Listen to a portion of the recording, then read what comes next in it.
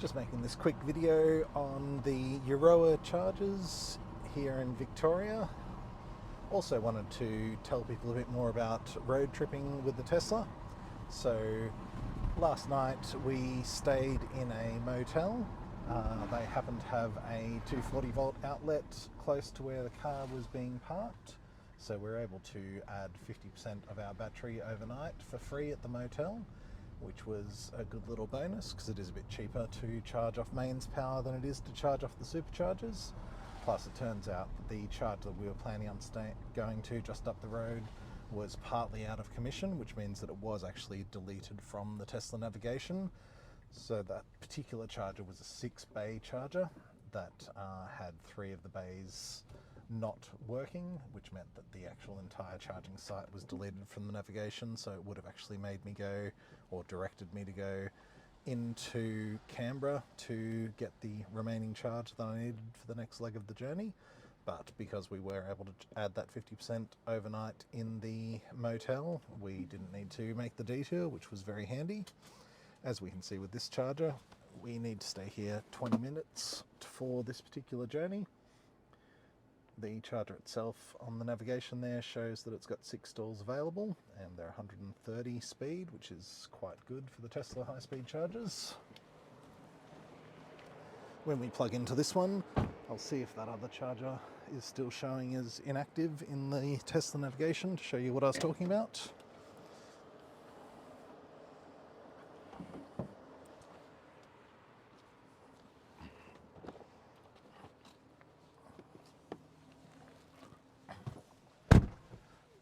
So that other charger I mentioned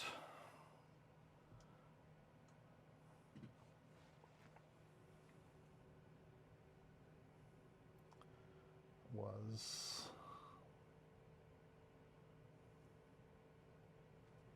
this station here, so they have already repaired that, but this morning this was showing up as only 3 stalls available, which meant that it was completely deleted from navigation. So if you had have navigated past it, it wouldn't have added that to the available charges. When I went past this morning, it did actually show me, if I drilled down into the actual charging details, just had a picture of a spanner instead of a charger, and it did show me that 3 stalls that were working were available because it was the Tesla system wasn't directing any cars to that charger at the time.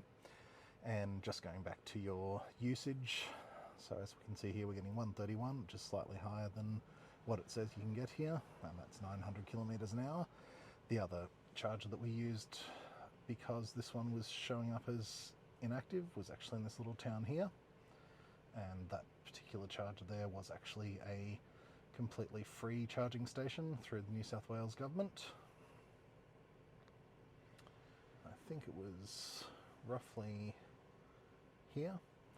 So you do find with road trips that you can get completely free chargers, but that charging station that was completely free there was available through PlugShare to actually find the charging location, but it was obviously quite a slower charger. So the maximum speed that we saw out of that charger was between 200 and 400 kilometers an hour, so obviously much slower than what we get at the Tesla high-speed chargers.